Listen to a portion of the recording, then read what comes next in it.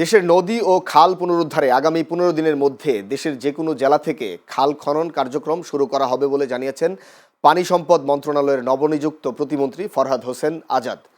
তিনি বলেছেন, দেশের নদী ও খাল পুনরুদ্ধারে দ্রুত সময়ের মধ্যে কর্মসূচি হাতে নেওয়া হবে। পঞ্চগড় সার্কিট হাউসে জেলা প্রশাসনের আয়োজনে জেলার সার্বিক আইনশৃঙ্খলা পরিস্থিতি, পবিত্র রমজানে বাজার দর নিয়ন্ত্রণ এবং নিরবচ্ছিন্ন বিদ্যুৎ সরবরাহ নিশ্চিতকরণ বিষয়ক এক আলোচনা সভা শেষে সাংবাদিকদের সঙ্গে আলাপকালে এসব কথা বলেন নবনিযুক্ত পানি সম্পদ প্রতিমন্ত্রী। তিনি বলেন, দেশের অনেক নদী ও জলাশয় দখলদারদের কবলে চলে গেছে। এগুলো দখলমুক্ত করে পুনরায় খননের উদ্যোগ নেওয়া হয়েছে।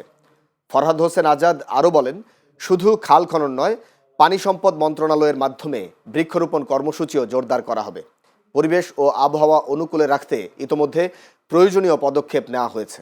প্রায় 3 মাস থেকে 4 মাস চলতেছে, আর তো আমাদের এপ্রিল মে মাস পর্যন্ত কাজ করতে পারবো।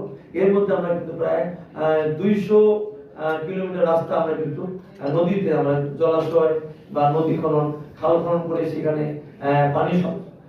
আমরা সেখানে পানি সংরক্ষণ করবো।